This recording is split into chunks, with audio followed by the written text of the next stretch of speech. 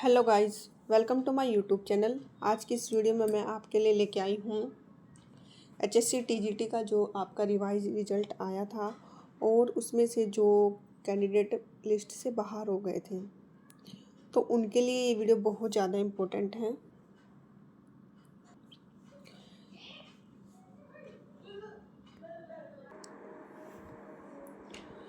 Haryana TGT revise result के बाद जो टीचर्स मेरिट सूची या चयन प्रक्रिया से बाहर हो गए हैं, उनके लिए स्थिति मानसिक और पेशेवर रूप से काफ़ी चुनौतीपूर्ण हो सकती है।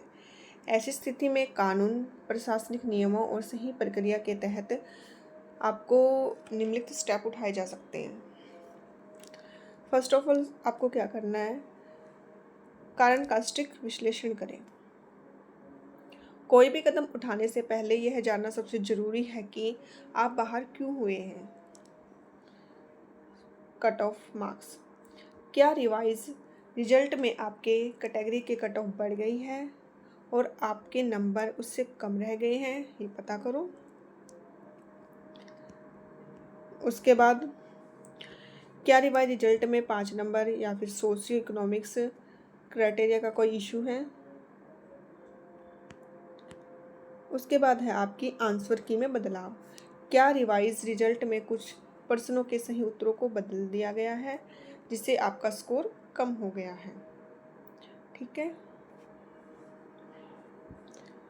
उसके बाद आपको पता चला कि क्या क्या कारण हो सकते हैं, किन किन कारणों की वजह से आपके जो मार्क्स कम हुए हैं और उनके कारण आप फाइनल जो रिजल्ट था उस लिस्ट से बाहर हो गए हैं। कारण को पता करने के बाद आप क्या क्या सलूशन कर सकते हैं। सूचना का अधिकार, आरटीआई, राइट टू इन्फॉर्मेशन।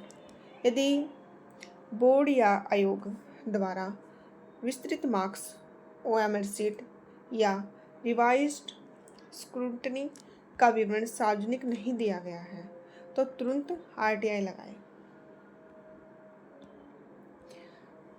फिर क्या मांगे, अपनी ओएमआर सीट की कॉपी, आपके फाइनल मार्क्स और रिवाइज रिजल्ट तैयार करने का आधार कि किस फॉर्मूले पर ये रिवाइज रिजल्ट तैयार किया गया है।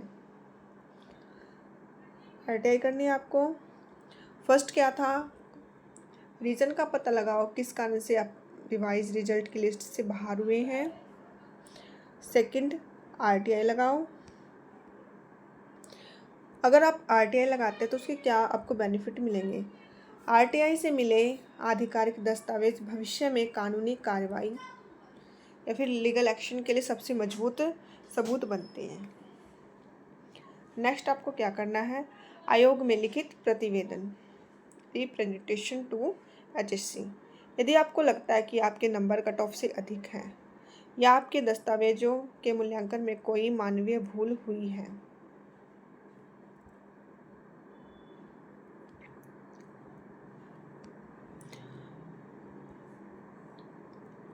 कदम, हरियाणा कर्मचारी चयन आयोग एचएससी पंचकुला के कार्यालय में एक औपचारिक और लिखित प्रतिवेदन जमा करें। ठीक है। आपके मार्क्स भी ज़्यादा हैं, फिर भी आप उस लिस्ट से बाहर कर दिए गए हैं, तो इसका प्रतिवेदन आप एचएससी में जाकर जो आपका पंचकुला में है लिखित रूप से मांग सकते हैं। दस्तावेज, अपने आवेदन पत्र, स्कोर कार्ड, शैक्षणिक दस्तावेज, आपके डॉक्यूमेंट हैं और रिवाइज रिजल्ट की कॉपी के साथ वहाँ पहुँचे। रिसीविंग जरूर लें।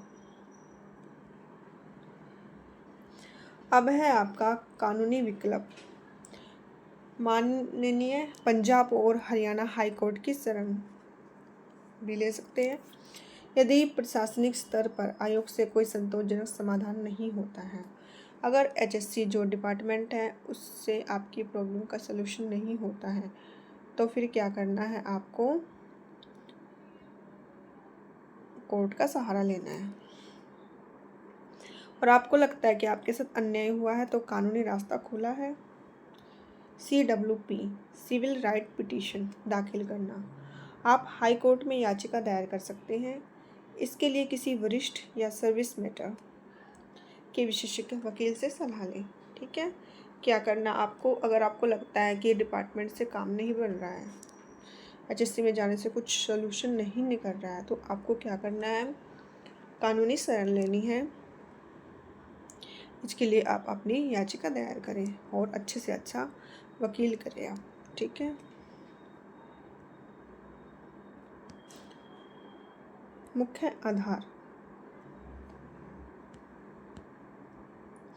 यदि आयोग ने रिवाइज रिजल्ट में नियमों या खेलों के बीच में नियम बदलने जैसी प्रक्रिया अपनाई हो, यदि समान अंकों या कम अंकों वाले किसी अन्य उम्मीदवार का चयन हो गया है, यदि आपके वैध अंकों सर्टिफिकेट्स को बिना किसी ठोस कारण के अमान्य कर दिया गया है,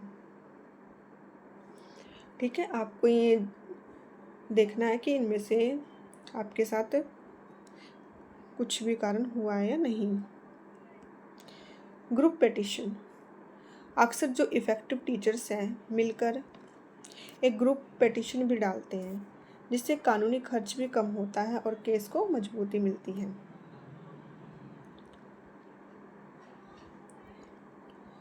फिफ्थ, जो टीचर्स हैं वो ग्रुप बनाएं और प्रभावित अभ्यर्थियों से जुड़े हैं, ठीक है।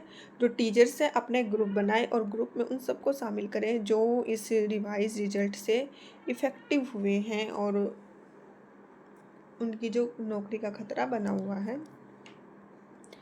इस प्रकार के मामले में व्यक्तिगत रूप से लड़ने की बजाय उन अभ्यर्थियों के समूह से जुड़े जो इसी रिजल्ट से प्रभावित हुए हैं, ठीक है। अगर आप अकेले अकेले केस लड़ते हैं, वकील करते हैं, तो इसमें बहुत ज़्यादा खर्चा आने वाला आपका और पता भी नहीं चलेगा कि क्या करना है क्या नहीं करना है। और सबसे अच्छा क्या रहेगा, जो टीचर्स इस रिजल्ट की जो लिस्ट से बाहर हो गए हैं, जो इससे इफेक्ट हुए, तो क्या करें, अपने ग्रुप बनाए, ग्रुप में काम करें, ठीक है। इससे आप वकील भी करेंगे तो आपको खर्च भी कम आएगा। एकजुट होकर बात रखने पर सरकार और प्रशासन तक अपनी बात इफ़ेक्टिव ढंग से पहुंचाई जा सकती है। अगर आप एकजुट होकर काम करेंगे तो अपनी बात को आप गवर्नमेंट के सामने या डिपार्टमेंट के सामने इफ़ेक्टिव तरीके से रख सकते हैं। और लास्ट में मेरी यही सलाह आपको, सबसे पहला और जो जल्दी से उठाने वाला कदम क्या है कि आप रिवाइज रिजल्ट से के जो नोटिफिकेशन को ध्यान से पढ़ें, एचएससी जाकर अपनी स्थिति स्पष्ट करने का प्रयास करें, ठीक है, ताकि आपको बाहर होने का स्पष्ट और तकनीकी कारण पता चले। अगर एचएससी डिपार्टमेंट में जाने पर भी काम नहीं चलता है तो प्लीज़ जल्दी से जल्दी आप कानून का सहारा लें और हाई कोर्ट में, जो हरियाणा हाई कोर्ट है आपका, उसमें अपनी याचिका दायर करें। अगर आपको हाई कोर्ट से भी न्याय नहीं मिलता है तो चाहे आपको सुप्रीम कोर्ट में भी जाना पड़े, तो प्लीज़ आप ऐसे ही लगे रहे। Thank you so much. अगर आपको मेरी वीडियो थोड़ी सी भी हेल्पफुल लगी, अच्छी लगी, तो प्लीज़ मेरे चैनल को ज़्यादा से ज़्यादा लाइक करें, शेयर करें, सब्सक्राइब करें एंड कमेंट करें। Thank you so much. I hope भगवान आप सभी पर अपनी कृपा करें और आपको अपनी जो जॉब है वो वापस मिल जाए।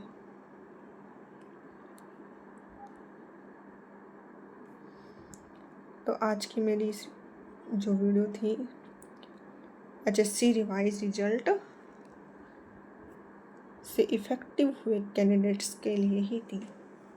आई होप आपको मेरी वीडियो पसंद आई होगी और ये वीडियो आपके लिए बहुत ज़्यादा बेनिफिशियल भी रहने वाली है, क्योंकि आपको पता लगता रहेगा कि आपको क्या करना है।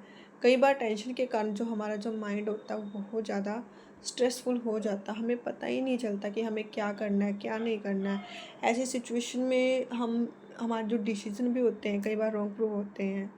तो सबसे अच्छा यही रहेगा कि आप ग्रुप में काम करें, एक ग्रुप बनाएं और सारे इफ़ेक्टिव टीचर्स को उस ग्रुप में ऐड करें, ताकि समय समय पर आप आपस में भी सलाह करते रहें और एक दूसरे की आप हेल्प कर सके, चाहे वो सोशली हेल्प हो, इकोनॉमिकली हो, हर टाइप्स की आप एक दूसरे की हेल्प भी कर सकते हो।